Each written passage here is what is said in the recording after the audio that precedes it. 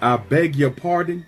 So, the Orphan movies are pretty wild. The first movie is nothing if not entertaining, and has a deranged twist that will forever be burned into my brain. It's one of the only things that I remember about this movie. That and the fact that this little rat Esther was on demon time for like 2 hours. And I mean, when you really think about it, the entire premise of this movie is kinda hilarious. It's literally about this demented girl from Estonia that's starving for daddy dick. It's actually ridiculous. But 13 years later, I think it still holds up pretty well. It was cool to watch the movie from the perspective of already knowing the truth about Esther, but I will say that already knowing the twist definitely affected my enjoyment of it. Like, I don't think it's one of those movies where watching it a second time makes it better, because for the most part it's pretty simple. So when I heard that they were doing an Orphan prequel movie, I was kinda just like, why? Partly because I didn't really care about Esther's menace behavior prior to Orphan, and I also didn't really see how they would be able to deal with the prequel dilemma, which is the fact that the audience already knows what ends up happening in the story, so how do you make the movie interesting? How do you make it worth watching? Now obviously there's plenty of examples of good prequels, but I didn't really see how this franchise could pull one off. But yeah, it turns out Orphan First Kill is actually pretty good, and I might like it more than Orphan. And I don't think I would be opposed to another Orphan movie, which I know is a little shameless, but I think these movies are pretty funny. So let's talk about how ridiculous they are, starting with Orphan. I love you, Daddy.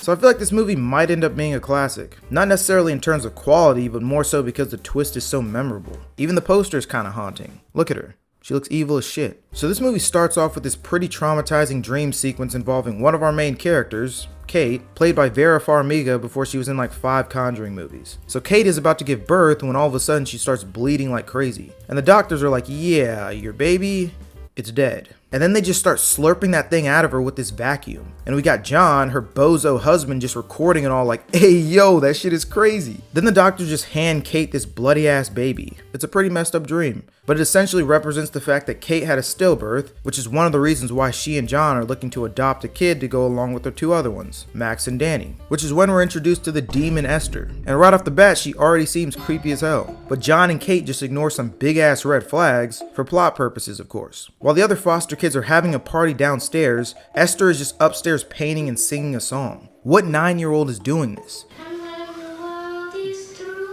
Stop it.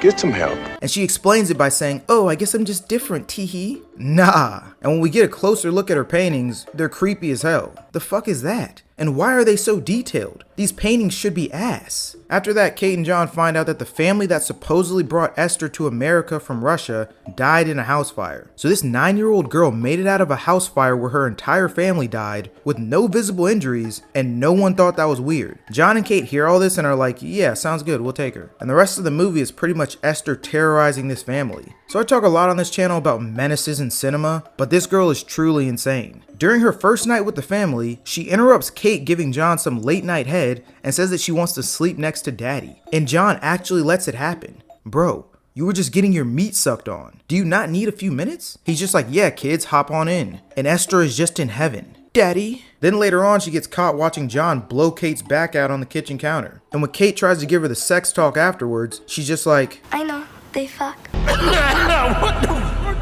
Esther's other exploits include destroying a bird with a brick, pushing a girl that bullied her off a slide and breaking her ankle, and trying to kill anyone that threatens to expose her secret. There's a point in the movie where the nun that runs the orphanage she was at starts getting suspicious of her past and tells John and Kate, which Esther hears because no one in this movie can whisper. I think there could be something wrong with Esther. What are you suggesting here?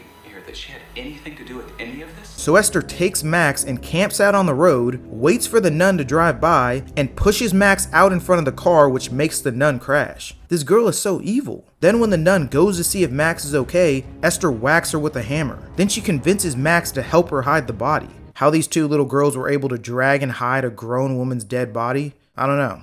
Later on, she overhears Max and Danny talking about how she killed the nun, once again, because no one in this movie can whisper. Did she do something to make the car crash? What did she do in my treehouse?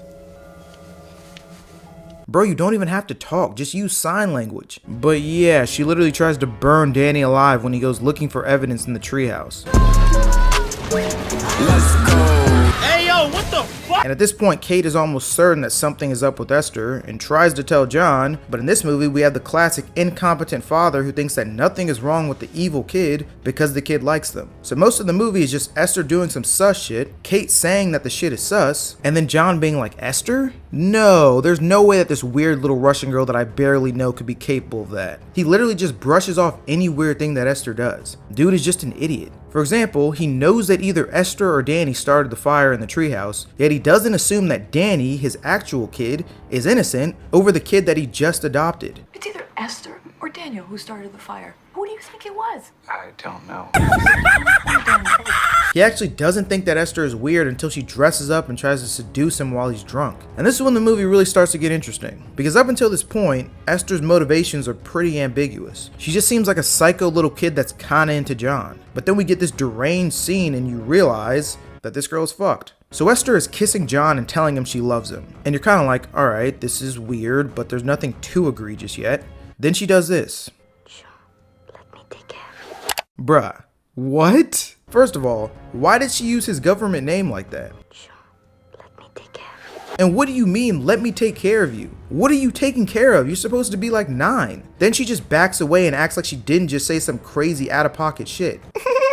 She even starts putting her fingers through this man's hair, acting like they're in a relationship or something. What am I looking at right now? Then John's dumbass finally realizes that she's weird and pretty much tells her that he's sending her back to the orphanage. And obviously this pisses Esther off, so she goes to her room and starts spazzing, which is when the beautiful twist of this movie is revealed. So earlier on in the movie, Kate looked into Esther's background when she started to get suspicious, and she traced the origins of this menace back to a mental hospital in Estonia called the Sarne Institute. So she ends up getting a phone call with one of the doctors from this place who tells her that Esther is not a 9-year-old girl, but instead a 33-year-old woman who escaped from the hospital and has killed 7 people. And the reason why she looks like a little girl is because she has a rare condition that stunted her growth and caused proportional dwarfism. So this whole time she was really a grown-ass woman on the hunt for some fatherly meat. I want to sleep next to Daddy. Now I like this twist for a few reasons. For one, I think it's pretty difficult to see coming, just because it's so wild. And the movie doesn't really give you a lot of hints to help you figure it out. I also like it because it gives a lot of things that happen earlier in the movie a different meaning.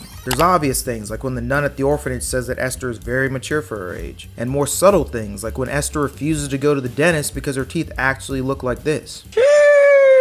There's a lot of moments that make more sense once you find out that Esther is actually an adult, which is pretty cool. Lastly, I just think this reveal is kinda hilarious, especially when you really think about Esther's mindset and motivations, because they actually make no sense. Like, if you're a grown woman, why are you trying to cosplay as a little girl and get with a dude that looks at you as his daughter? Now you can say that she might have a little father-daughter fetish, and that maybe she thinks the only way she can get with a dude is through this heinous method. But unless she ends up getting adopted by a family with a sicko father, this just isn't gonna work. Also, she tries to kill both of John's kids. So what was the end goal here? She really planned on killing this man's kids and then assumed that he would want to pipe his adopted daughter. Nasty behavior. But anyways, John finds some horny ass drawings in Esther's room that she did with glow in the dark paint. Esther kills John because he rejected her. R.I.P. bozo. She then tries to kill Max, but Kate comes to fight her off. The two end up fighting on an ice lake and Kate hits her with this Mortal Kombat ass kick. I'm not your fucking mommy!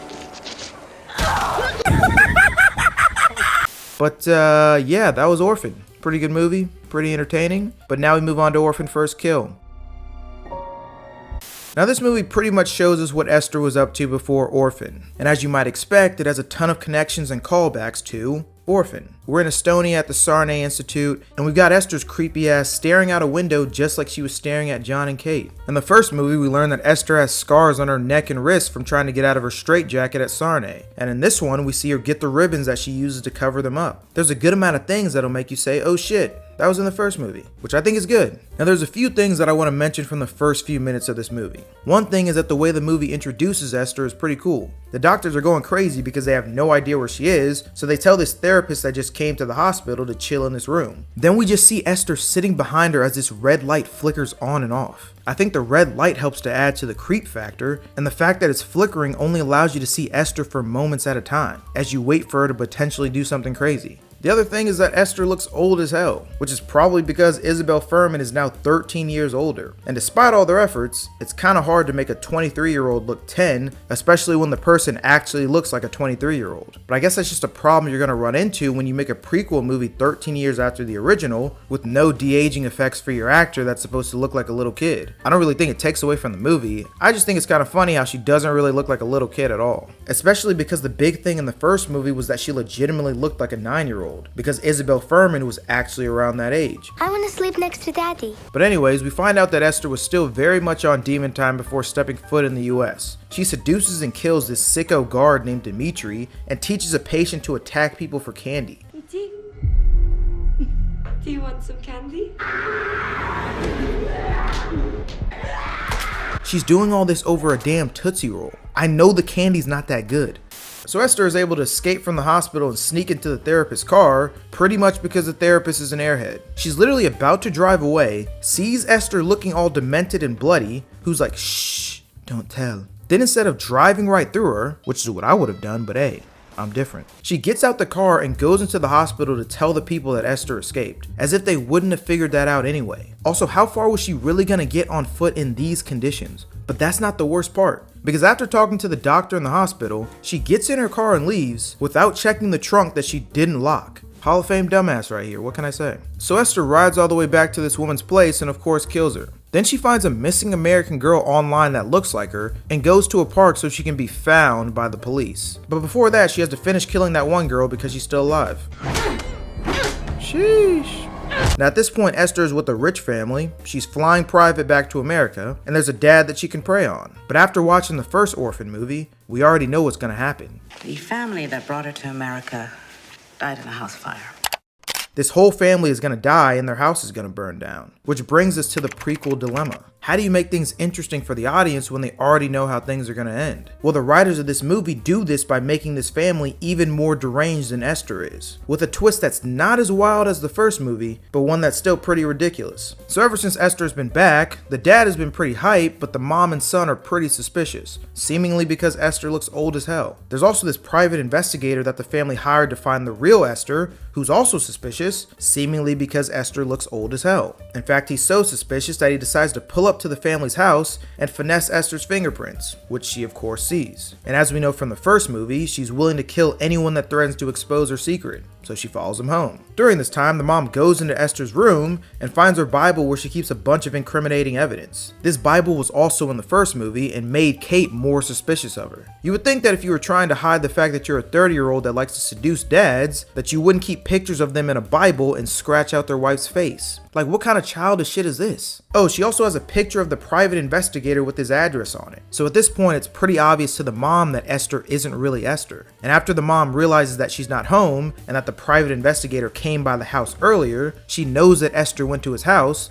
so she goes there. Meanwhile, the private investigator is checking out Esther's prints and finds out that she's not the real one. But of course he probably left his door unlocked, so Esther comes behind him and stabs him like crazy. But then out of nowhere, the mom pulls up and puts like 5 bullets in this dude.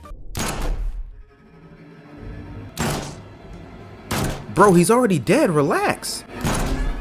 Sheesh. And Esther's crazy ass tries to play it off. Mommy. She's so shameless. I kinda respect it. But the mom is like, yeah, you can stop with all that mummy shit, I know you're a fraud. And she forces Esther to tell her who she really is. So Esther is like, ayo, just let me go, and I'll leave your family alone. But the mom is like, nah. Which brings us to the crazy twist of this movie. We can't have Esther disappear twice now, can we? There was nothing that I could do for her. It was too late. Gunnar, he was always way too rough with her. That night, he just went too far. So the dickhead son Gunnar killed his little sister, and the mom covered it up so she wouldn't lose both of her kids. And you might be wondering why the mom wouldn't just turn in the fake Esther to the cops and be done with it. Well, that's because her husband Alan isn't depressed anymore because he thinks his lost daughter is back, and their marriage is back to normal. Pretty much she's like, yeah, my husband has been giving me crazy pipes since you've been back. I'm talking elite dick. So yeah, you're not leaving. This is insane. But this is why I think I like this movie more than the first one, because it was able to do what I thought it couldn't, and that's get me to care and be engaged, to genuinely be interested in the plot of this movie. This dude Gunnar really offed his sister. How do you accidentally kill your little sister? Why were you even fighting her? And why were you beating her ass? Yeah, I don't know, man, this family is crazy. So then we're kind of in this weird spot where Esther feels powerless for the first time. Like she's completely at the mercy of doing whatever the mom wants her to, because if she doesn't, she'll get sent back to Estonia. There's a scene where Gunnar comes into Esther's room and is like, "So, I heard you're 30. What's up?" I'm just kidding, he doesn't actually do that. But he does do this. I fucking own you. Do that again and I'll kill you like I killed Esther. Why did he say that? That is such a wild and unnecessary statement. He could have just said, "I'll kill you." Why did he bring dead Esther into this? What is wrong with this guy? This is America. People like me matter. This character is actually insane. Then we get some back and forth between Esther and the mom. The mom tries to give her food with stuff in it that will make her go to sleep. Esther gives her a smoothie with a dead rat in it, and then she tries to take her car and get away. Is she even tall enough to drive? I mean, she's pretty short. And at this point, the mom no longer thinks it's worth it to keep Esther alive. So she teams up with Gunnar to kill her, but as we know, Esther has a whole other movie to be in, so she can't die. How? Gunnar gets his fencing gear, but he ends up getting shot with the crossbow and destroyed with his own sword. Then Esther and the mom start fighting. Bruh. And for some reason the stove is on, so a fire starts. Seriously, why was the stove on? Esther runs out to the roof and the mom chases her, but they both end up falling to the ledge. Then Alan comes home and has to choose between his wife or his fake daughter, but he doesn't try to immediately save either one of them, so the wife just falls and gets her head splattered on the ground. Then Alan saves Esther, but when he tightly caresses her face, this girl's fake teeth pop out. So obviously Alan freaks out and falls off the house. Yo, his body got contorted like crazy. The nigga swung his body to the side. So yeah, that was the Orphan movies. Overall, I would say I'm a fan of these, and I wouldn't be surprised if we saw another one. But let me know how you feel about these movies down in the comments. Subscribe if you're new, and I'll catch you on the next one. I want to sleep next to Daddy.